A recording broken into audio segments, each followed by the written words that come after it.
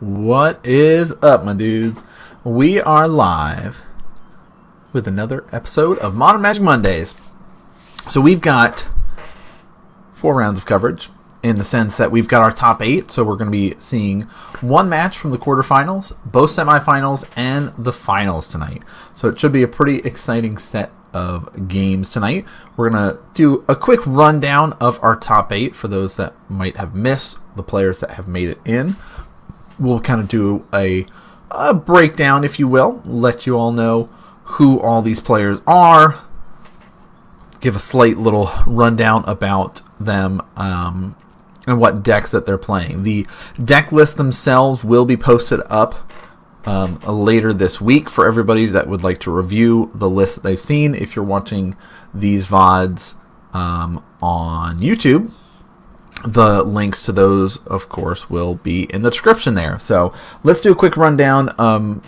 Our number 1 seed going into it was TJ Schillenberg, who was our first 3-time champion, and he was trying for his chance to be able to become the first 4-time champion. And he was going back on a tried and true classic for him, which was Affinity, but he's kind of got the new spiciness, if you will, with the Experimental Frenzy version of it, which if you guys were watching any of the Mythical Championship over the weekend, you should be familiar with the list because there was some players that were rocking. It's very fast-paced, very powerful because, again, it's full of a lot of low drops, so it's easy to just kind of keep playing cards off the top of your library. So that is the power of that list. We'll see how well he does tonight.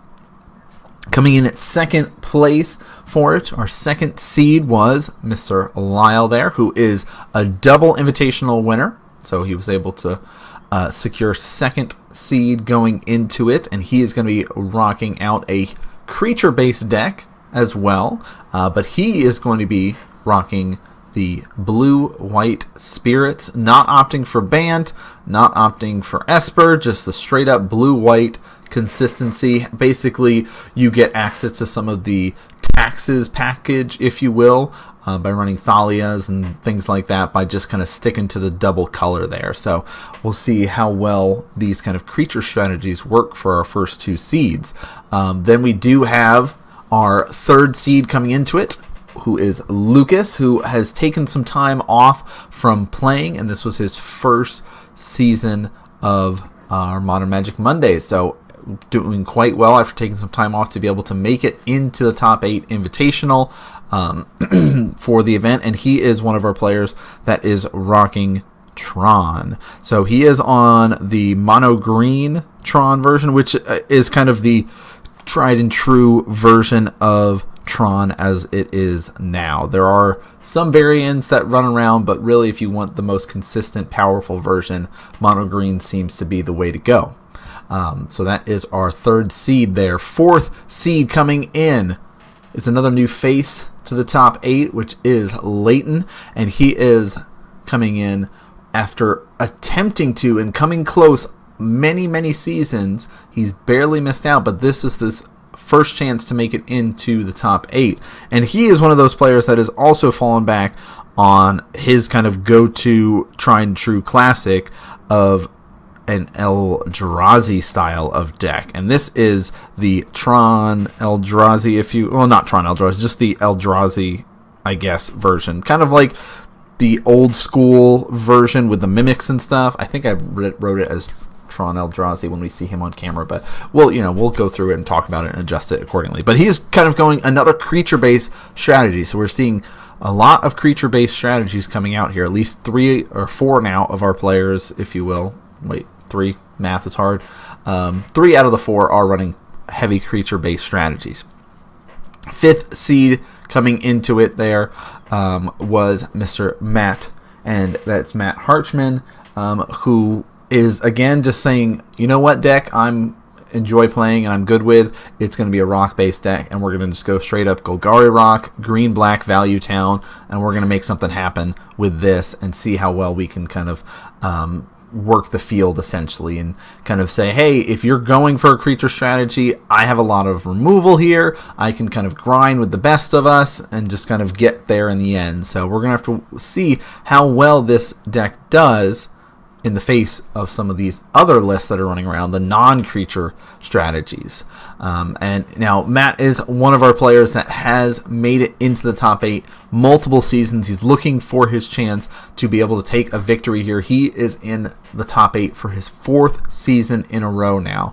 So really awesome to see him back in the top 8 there. And then we've got a returnee, another returning champion there with Jeremy Miller there, who is rocking out for his 3rd season in a row back in the top 8. So which is great to see. Or sorry, he missed 3 seasons in a row, and now he's back. But he was our season 1 champ, so he's back in that regard. So all about those comebacks.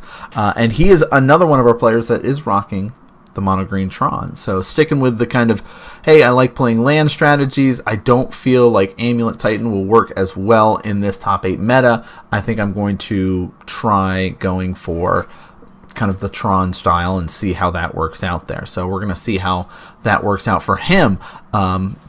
He is going in at our 6th seed into it. Our 7th seed is Andrew Burns, who is another one of our 4th season in a row, just like Matt. So he is going to be coming in, and he is going, you know what? There's no time limit. I can play my matches as long. I don't have to worry about being timed out. So I'm going to go for my Prison Word deck, right? We're going to go with that lanternless lantern control style and try to kind of grind and get that. If you guys are familiar with our regular season, you would have seen him piloting that deck a little bit in the early and middle of the season there. So it is a deck that he's familiar with. It's a powerful strategy to kind of go for this sort of control route.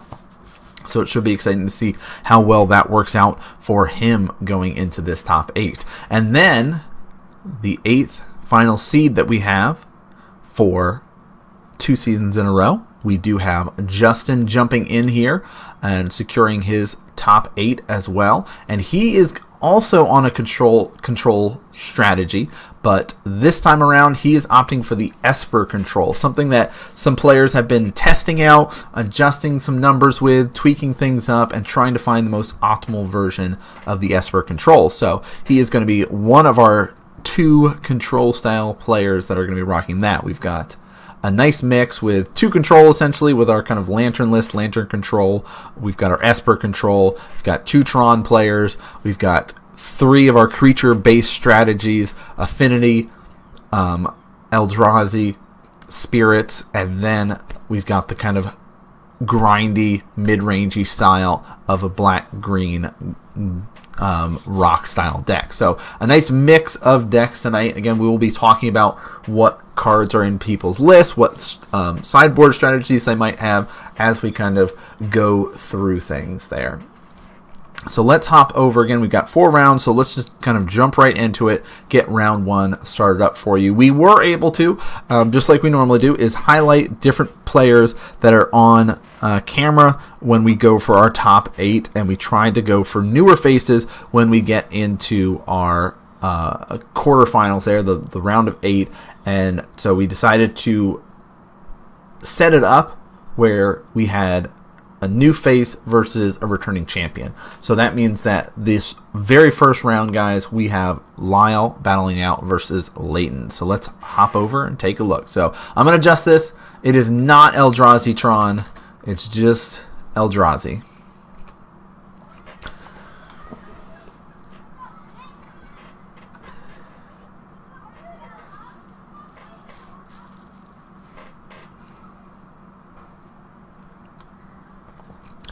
All right, so again, Lyle is going for kind of the classic version of Spirits, if you will.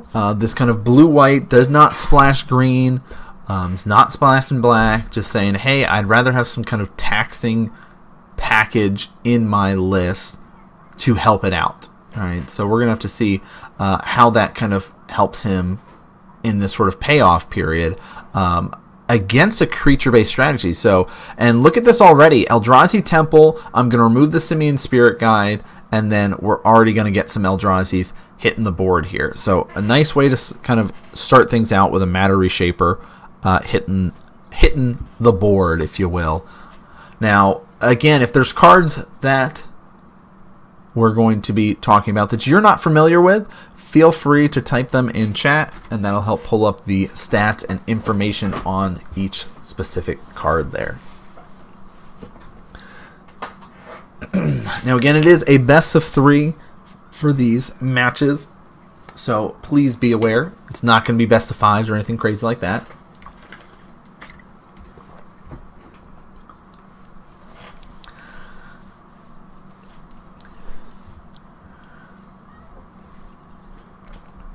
So, Real Eminem in chat is already posting up some of the info about some of the Eldrazi's, and he is posting up about that Eldrazi Mimic, which is one of the power cards of the deck to help kind of enable it to really get those explosive plays. Something that if you were around during that Eldrazi winter, you might be familiar with it. But it is one that can make that guy have a copy of the power and toughness of another Eldrazi. So we do see 3 points of damage coming across, dropping Lyle down to 16, and another is going to be popping out with that Matter Reshaper here. We did see Mutavault get played as well, and it's all about those colorless lands, right? You're just kind of going for this Eldrazi strat. It's all about the creatures all the time, and it's basically going to be kind of a race here. Lyle's going to be fetching down, dropping to 15. It's like, how much damage can I push on my opponent before things get too crazy? And we do see a Rattle Chains going to be coming out here, which is a nice way to kind of get out on the battlefield, right? You now have a flyer, right? You can cast your other spirits as though they had flash, and that's pretty nice because there was 2 of them. He basically says, hey, let's kind of just get rid of this. Here's my deputy coming out. We're going to Detention Sphere all those, and now I can kind of push for damage, and I can swing 2 back over to you. And it's kind of like this tennis match going on between these 2 creature-based strategies at this point. Okay, let me lob this up your way. Let's see how you can respond. Okay, cool. Now it's passing back.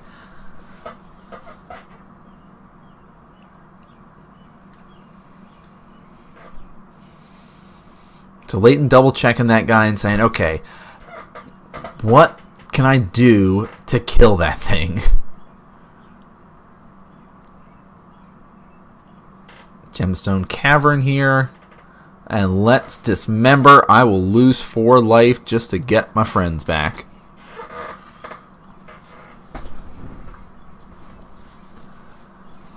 Activate the Mutavault and push for more damage. So there's 2 more coming across. And again, it's that tennis match between these 2 players, okay? I've set up my turn. How are you going to respond to it? Boom. Okay, killing a creature, pushing more damage. All right, let's pass it back over. Let's see how you respond. Are you going to be able to kill anything? Are you going to just push damage? What is the next setup here? And Lyle kind of in the tank, thinking a little bit there about what's going on. What is that creature called is what was asked in chat, and that creature is deputy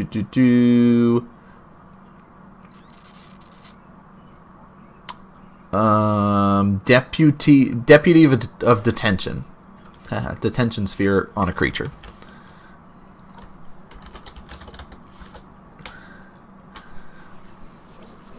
And speak of the devil, he's back. And this is kind of a good indication too in game 1 about how things are going, right? How many deputies of detention am I going to be facing down? Lyle does run 3 in his list. But at this point, if you're Leighton, you go, okay, I've seen 2 already. How are things going to work? How much more removal is going to be available? Now, Leighton does run a full play set of Dismembers. Not really finding any others right now. He also does have some hate cards too, of like Chalice of the Void, things like that. Speak of the Devil, there it is, popping up, saying gonna opt for it on 1 here. Now, I think playing it on 2 is more important. Yes, it'll shut off your ability to play things like the Mimic. It will mess with you to play like Copter, Smuggler's Copter, things like that. But a lot of the spirits that are important and the way that he's running, because he's just blue-white, are going to be 2 costs, like right there. And there's 3 points of damage coming across here.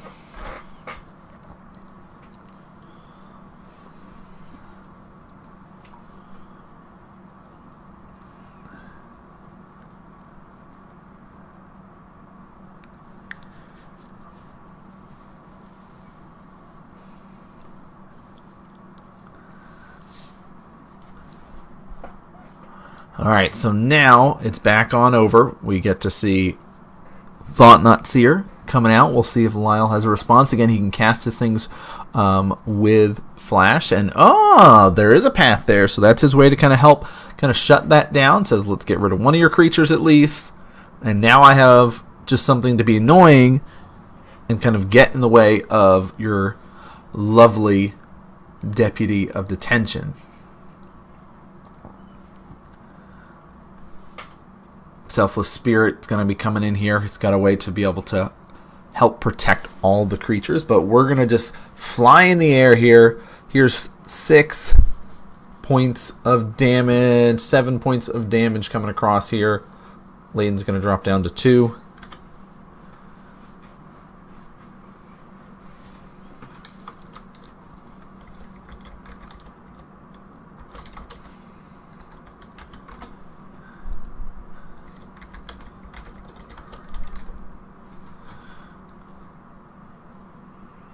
All right, let's go to game number 2, guys. The Spirit's able to take game number 1. That Deputy Detention really messing with what Layton was trying to do there. Like he kind of got held up of, hey, I've got a lot of these duplicates, which is cool and all, just doesn't really help in this sort of situation there where they're all just getting Detention Sphere, right? So we're going to see going into this how sideboards work. Let's talk about Lyle's sideboard real quick since he is up a game. He's running 2 Auroch Champions, 1 Phyrexian Revoker, 1 Remorseful Cleric, 1 Deputy of Detention, so we can go to a full playset, which makes a lot of sense when you're playing against a creature-based strategy. He's running Geist of St. Traft, 1 Path to Exile, 1 Surgical, 1 Disdainful Stroke, 2 Hercles, 1 Unifying Will, 2 Dampening Sphere, and 1 Worship. So again, kind of picking the strategies that will be beneficial here, adding in extra cards like the Deputy of Detention, Path to Exile. He can be able to get the Worship in there as well. Disdainful Stroke, if he wants to kind of be more control-y, that could be beneficial. He can decide how he wants to be able to play it. Also, Dampening Sphere can be beneficial as well, but you kind of are, adjusting how the strategies go, and you kind of start being a little bit more control-y in that regard. So we're going to have to see how that goes for Lyle. On the other side, Layton does have access to a good amount of sideboard. He's kind of grouped up on what he wants to run, and has actually opted for a good amount of graveyard hate with his list. So he does have 4 relics, 2 Ravenous Trap, 1 Surgical. He's also running a little bit of his removal package with 3 Spatial Contortion, 1 Gut Shot. He's got some Planeswalker interaction with 2 Sorcerer's Spyglass. He's got Dampening Sphere and Crucible of Worlds. So kind of a nice spread across the board, but a big part of it is, hey, I want to grab removal, right? Getting the 3 Spatial Contortions in there is going to be helpful.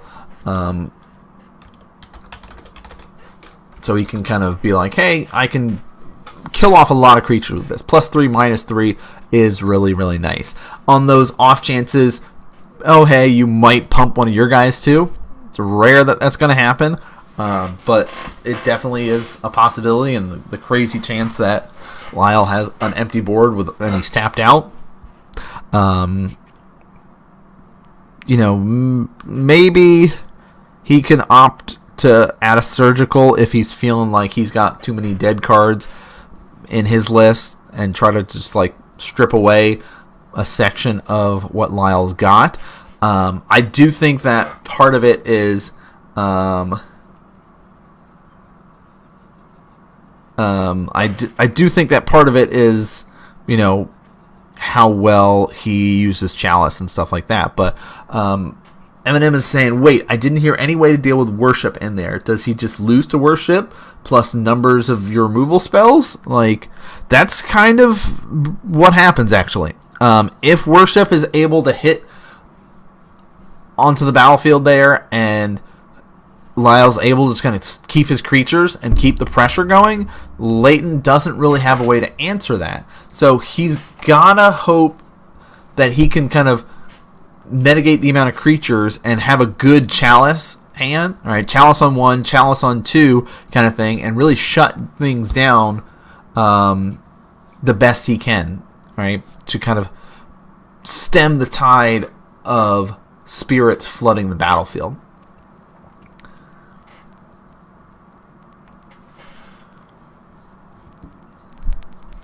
And it seems like, based on Leighton's sideboard, is he was expecting some different decks to show up.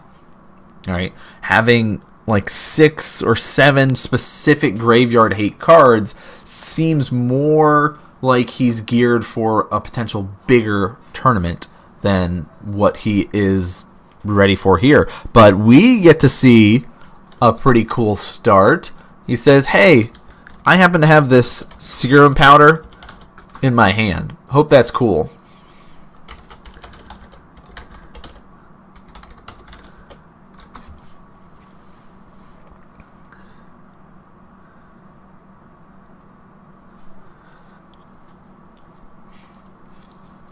Alright, so serum powder is a nice little way to kind of, hey, let's get some benefits off of maybe crappier hand. Alright, give me a chance to find something better. Anytime that you would mulligan and serum powder is in your hand, you can remove your hand from the game and then draw that many cards. So if you're at 7, hey, let's get rid of it. You also see that he's got creatures that he can cast from exile here. And he says, bam, look at this. You see this cool guy? The Eternal Scourge allows him to be able to cast from exile. So if you get one in your opening hand with that serum powder, well, 3 mana for a 3/3 that you can cast from exile is pretty nice. And we do see a fetch coming down from Lyle. He's going to get his Thopter online, which is a nice way to kind of help push damage, get some card advantage going. So it's a really nice card for this sort of list. Yeah, the serum powder with the new mulligan rule is going to be just gross.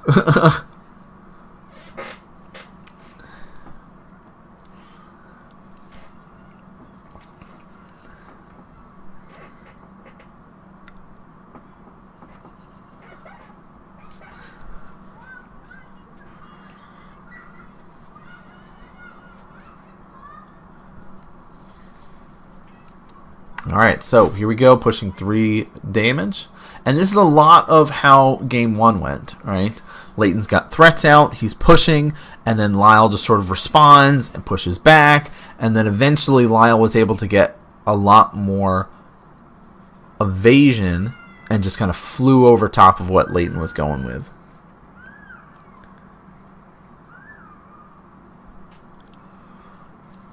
Eldrazi Mimic comes out to kind of get ready for the following turn, where he can kind of do an explosive turn if he wanted to. But now that challenge or the vial is on 2, there's 3 mana available. We could see kind of a flood of creatures coming out as well. Lyle, nice guy, just helping him untap.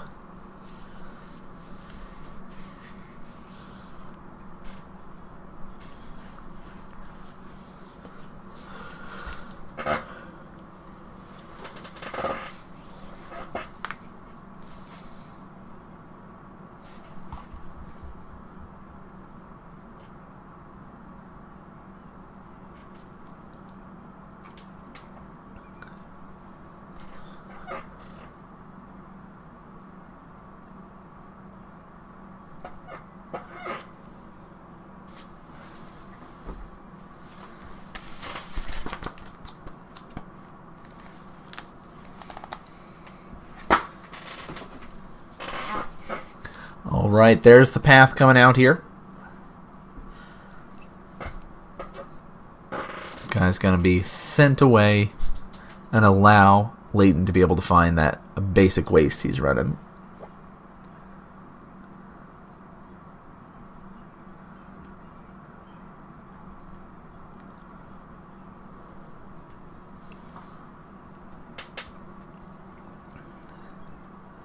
So 3 points of damage coming across here. Lyle's debating about maybe smiling somebody in, activating his looter if he wanted to. And he will.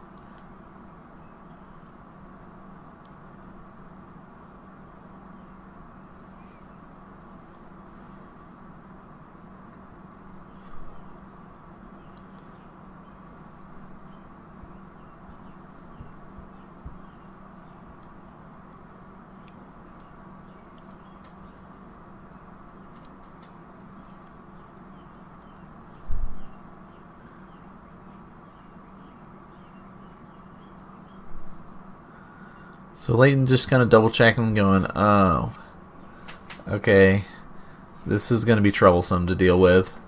When I have all this single targeted removal stuff, yeah. So we will see a draw, discard. That looter scooter getting some action going. Sack to this guy. Give him indestructible. Let's get him out of here. -5, -5. I will lose 4 life to do that. And we'll tie it up 16 all. Lyle ticks up to 3. Mutavault coming out.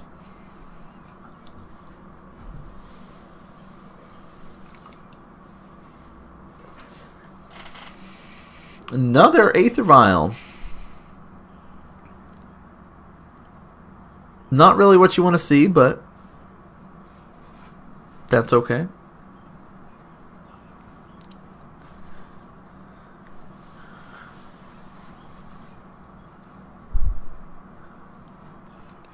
So Leighton does have 2 3/3s out right now. So can be a little bit scary depending on what Lyle's got to be able to vial in on 3. He also has access to that Mutavault. And that's pretty scary. Here's this Reality Smasher coming down. 5/5. Trample Haste. Whenever it gets to be targeted, you have to kind of discard a card to be able to have that spell resolve.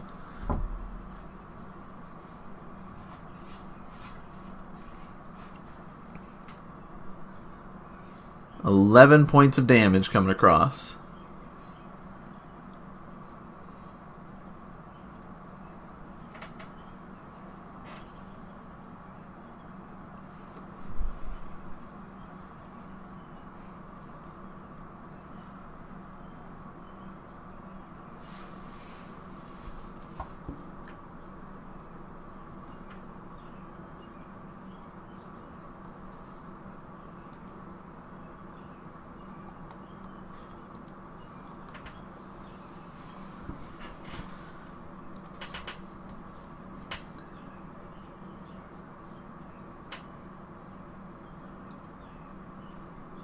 Oh, that's pretty good.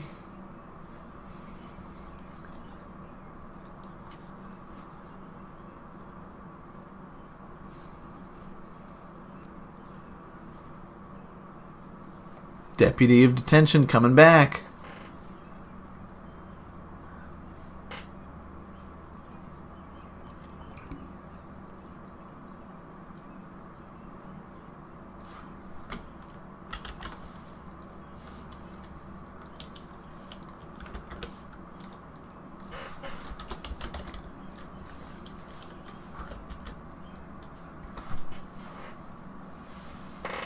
I like that. Doesn't interact well with Eternal Scourge. So, yep, does end up taking 6 points of damage there, dropping down to 10.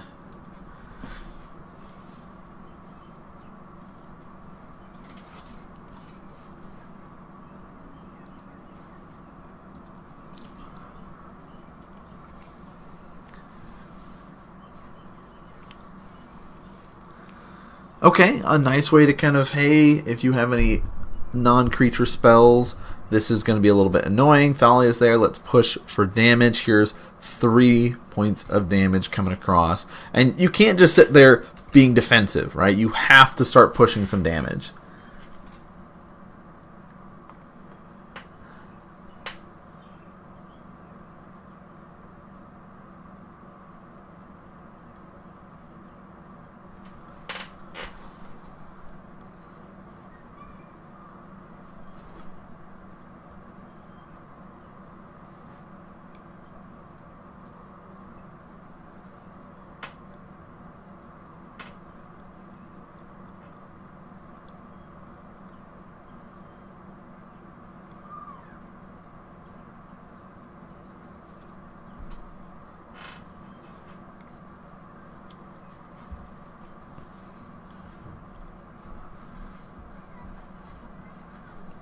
So Leighton, thinking for a little bit, says, okay, you're low on cards. You still have a Thalia. How do I need to do this? And he says, I'm just going to push for 6. Come across like that. You know, he does have the Blink Moth as a way to also push for damage and stuff, but saying, you know what? I think I'm okay with just the 6. I'll drop you to 4, which is scary, and then I've got some follow-ups, if need be.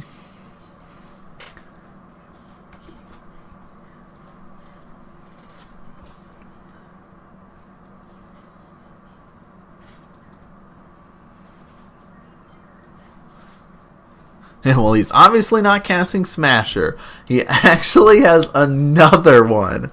Wow, Scourge out of nowhere. Response.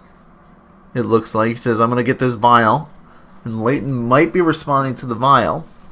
No, he says, no, that's cool. You can bring that out. Oh, Spell Queller. Exile that guy. Doesn't get cast. Now, this is the test, right? Because you may cast Eternal Scourge from exile. And for those that forget,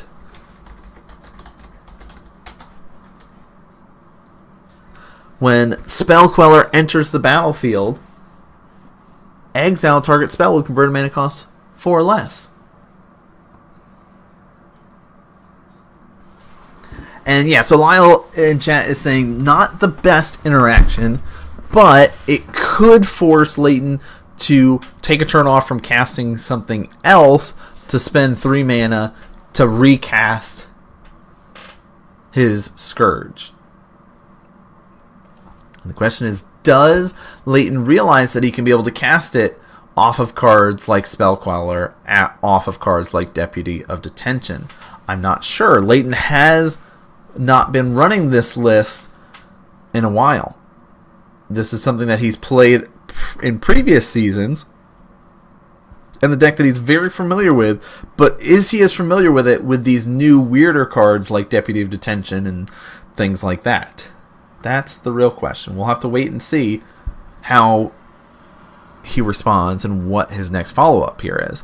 In the meantime, Lyle's down to 4 and really in the tank about how to kind of proceed. Now, he does have that man land if things get a little bit airy on how he blocks.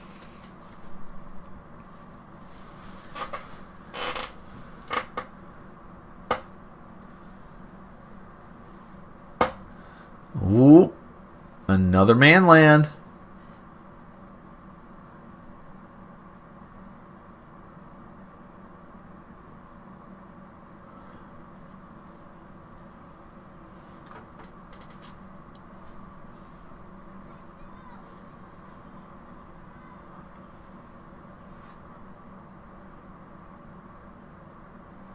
Gosh, man.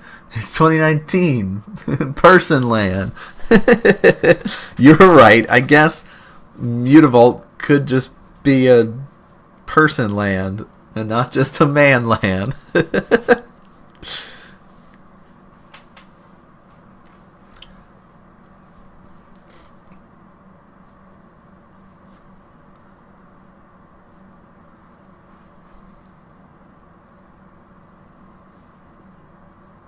Ooh, there we go. Let's get some removal here. Spatial Contortion. +3, -3. Warp that guy on out. Hey, guess who's back? Smasher's back.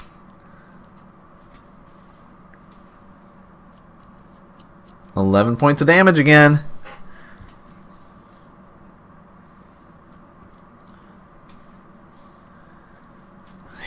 Here's my team. Let's jump in the way, shall we?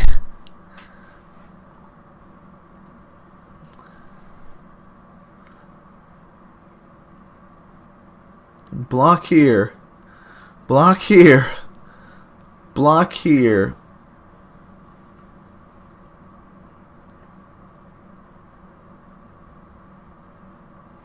Says we'll deal our damage essentially like this. Here's 3 points. That'll drop you down to 1. These guys will die off. I keep 1 Mutavault. Your Smasher dies. Your buddy comes back. Waiting for that blowout dismember to help.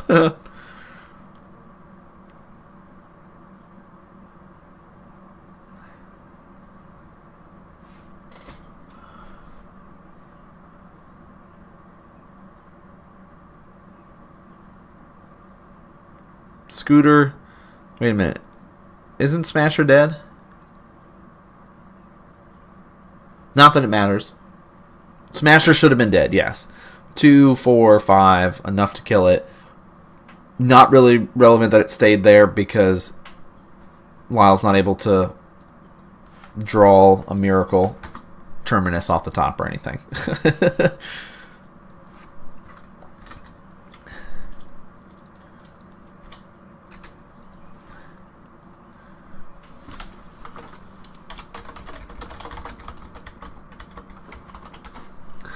Alright, all tied up. 1-1. Layton jumping back in the board there. Not sure what he's looking for, what he's thinking about adding. But again, I'll just run through his list one more time for you guys. He does have 4 Relic, 2 Ravenous Trap, 1 Surgical, 3 Spatial Contortion, 1 Gut Shot, 2 Sorcerous Spyglass, 1 Dampening Sphere, and 1 Crucible of Worlds. And Eminem's like, I just want Worship to just be such a blowout for the fact that Layton has no way to interact with it. It's like, Worship is such a great card in Spirits and lists like it. Lyle looks like he might be going back to his board as well, so we'll do another quick rundown. We already know that he had access to that Worship. He's got 2 Dampening Sphere, 1 Unified Will, 2 Hurkyl's Recall, 1 Disdainful Stroke, 1 Surgical, 1 Path, 1 Geist, 1 Deputy of Detention, 1 Remorseful Cleric, 1 Phyrexian Revoker, and 2 Uruk Champions there. So again, it's like kind of, hey, let me get some removal package coming in here, some Path, let me get the extra Deputy of Detention coming in. He does have access to some of his other cards. If he wanted to go removal, we're of course going to bring in Worship because you're playing a creature-based strategy versus a creature-based strategy. Let's kind of put a stop to that. And interesting to note, we do have like 3 main creature decks, right? And 2 of them had to fight round 1. So only one of those creature decks will be advancing into the semifinals here.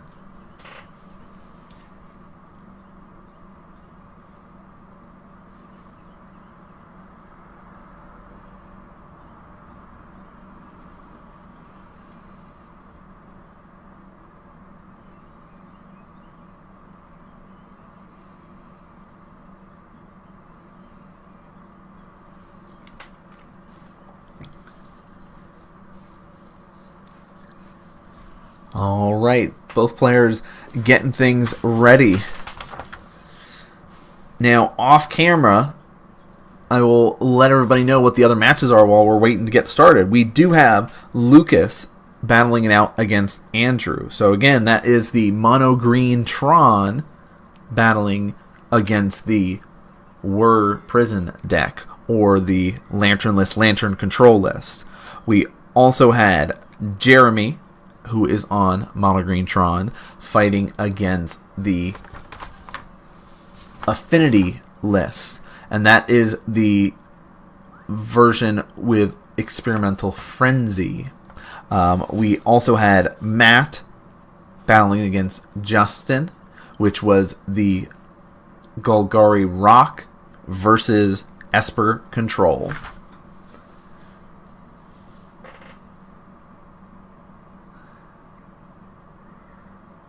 He said that Lucas and Jeremy are filthy Tron players. Yep, that's it. We've got our 2 Tron players, our 3 creature strategy players, 1 mid-range, and 2 control. I'm listing Andrew in there as a control player based on the fact that he is playing kind of that lanternless control, the Whir Prison strategy, that kind of lockout style that he is playing. This tournament is not using the London Mulligan rule. It is not in effect yet, so we could not justify using it. It would have been nice to test it here, actually. That would have been fun. But we do get to see another serum powder getting used. I don't believe Leighton had any of his creatures in that first set. And by creatures, I'm talking about those Eternal Scourges. Maybe he does, but you see him kind of shifting away and immediately going to be mulling down to 6.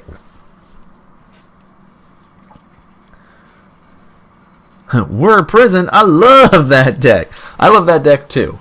But I like the Lantern Control version more. I just don't like Chalice. I'm such a hater of Chalice of the Void. But maybe it's from so many years of it being used against me when I've been playing Infect that I'm just like, nope, you're playing Chalice? I hate it.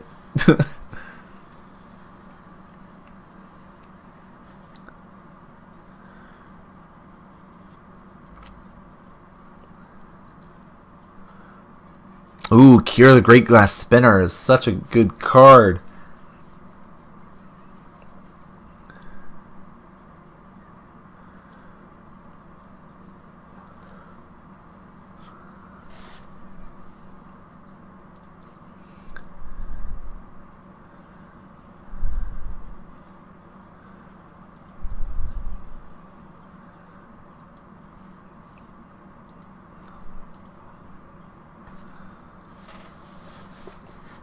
All right, Leighton hoping for a better set of cards here. He's wanting for another aggressive type opening.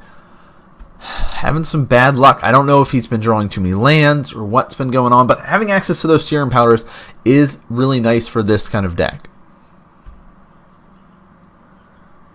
Such savage.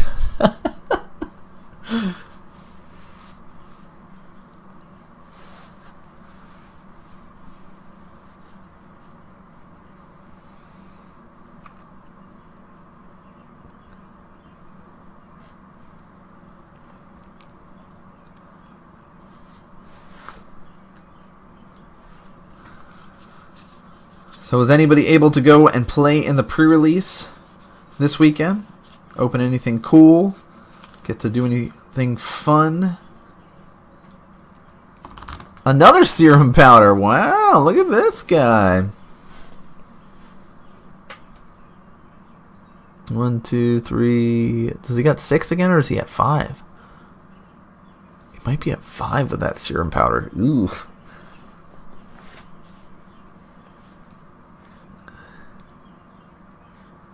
And he just removed one of his removal spells. Oh no, and he's got a mulligan again. Oh, what is he going to 4? Oh, where's that London Mulligan rule?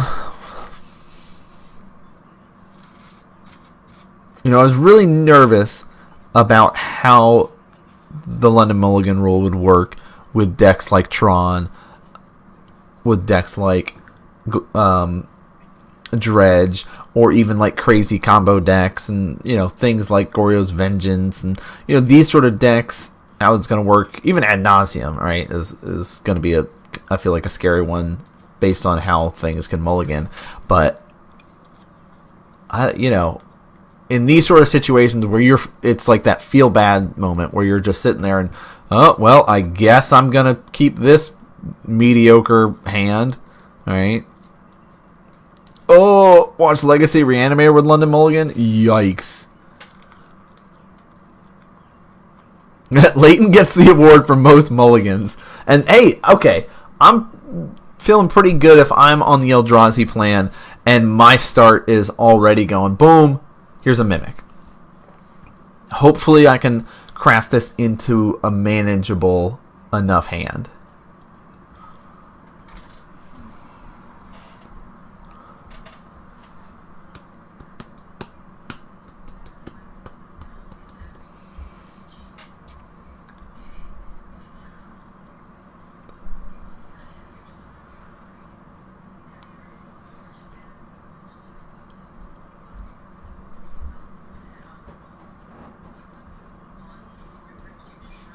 Alright, let's see. Vial coming out.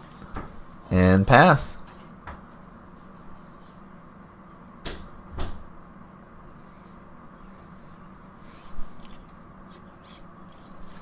Another Mimic. Not that scary, but could become scary. And then there's a Ghost Quarter. Well, we're getting closer. I'm wondering if Leighton's stuck with just lands or something in his hand now. So there is our Great Glass Spinner coming out.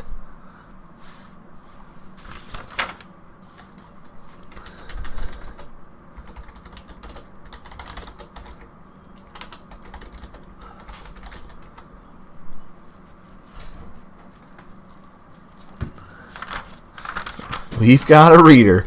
It's just bad news all around, guys. Oh, he does have a Scourge hidden away in there, it looks like.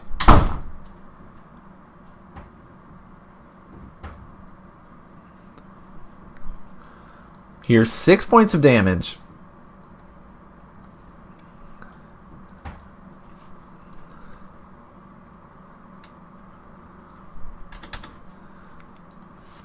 Okay, good pressure. This is kind of what Leighton's hoping to have happen when he had the mulligan so low. But it's going to be really hard when Lyle just says, here's 4 mana for this worship. Hope you've got something to deal with it. No? You don't? Okay. Here's 2. Leighton drops 18.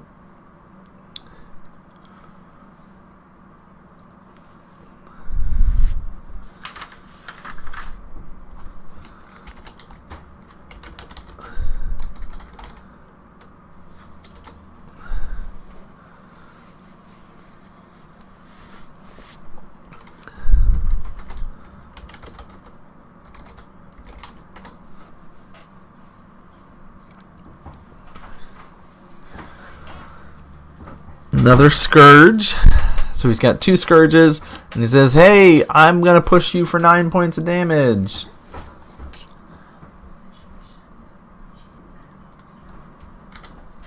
Oh no, I guess I'm going to fall to 2. I'm never going below 1 though. Unless you have a way to kill all my creatures. And with Cure out, it's going to be really tough. Let's just blow this up and draw a card.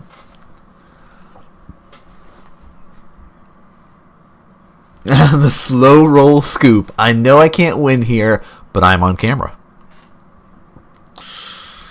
Okay. And that is gonna make it even more difficult to deal with here. Not only do you get to basically counter the spells that are targeting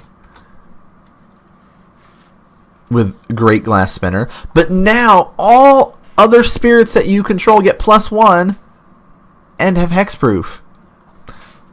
So have fun getting rid of all those spirits that have hexproof that you got to spend 2 removal spells to kill the Drag Skull, and then you got to spend 2 more to get rid of the Great Glass Spinner. So you better hope you've got 4 removal spells. And, oh, with all those mulligans and the Serum Powders, you've already tucked away 1. This is looking real rough for Leighton.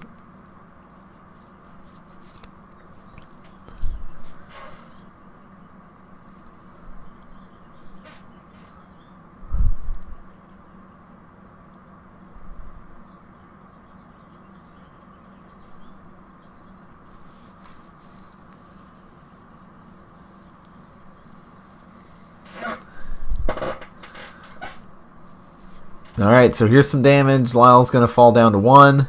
Can't go below 1 from this attack. Oh, I like this. Eminem's like, hey, there's an answer. Play Collective Brutality. Alright. Target opponent loses 2 life. You gain 2 life. There you go. It's not damage that's reducing your life total.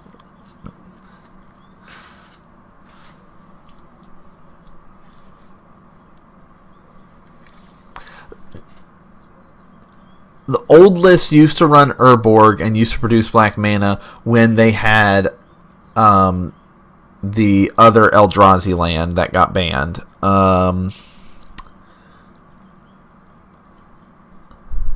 Eldrazi Ivugin, that's the one. Yep. Alright, 3 more points of damage coming across. Lane's going to fall to 12. Ugin was banned. They said, hey, we don't need it. Let's just kind of stick with colorless the whole way through.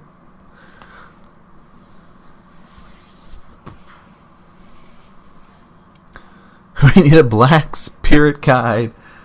Here's 3 more points of damage.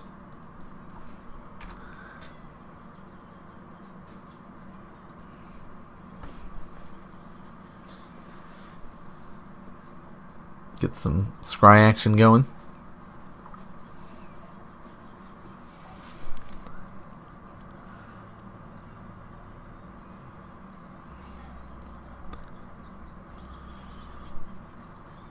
So really that's, we've talked about it a little bit, is it's almost like we're going through the formalities here. Leighton knows that he doesn't really have a way to answer. He might be trying to kind of fill up his hand full of removal spells, but Lyle could have another captain or something in his hand. Who knows, that he just vials in, or a spell queller or something like that.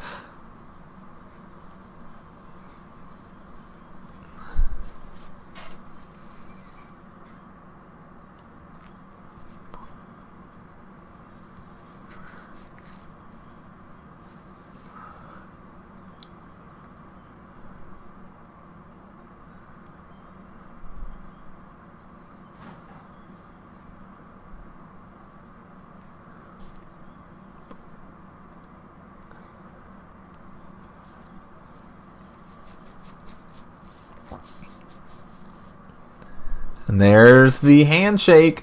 Lyle able to get it. Worship, too good. Leighton doing the best he can. Putting up a good fight.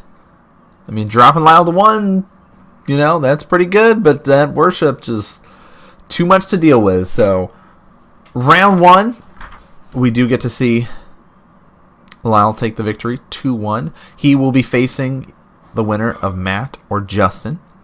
And it was a close battle between that. We got to see the Golgari Rock deck battling it out and take the victory 2-1 over Justin's Esper Control. So Lyle will be battling Matt in the semifinals. On the upper side of the bracket, the top side, we got to see Jeremy, who's on Mono Green Tron, battle against TJ, who was rocking out the experimental Frenzy version of Affinity. We did get to see... Hello, Malcolm. Lucas was on the Mono Green Tron, and he was playing against that Lanternless Lantern Control, the Prison Word deck, and Lucas was able to take that 2-1. So TJ will be battling Lucas in the semifinals as well. But let's hop over to the next round. I cannot remember who is on camera first, so let's just hop over and start talking. That was round 1. We want to see round 2.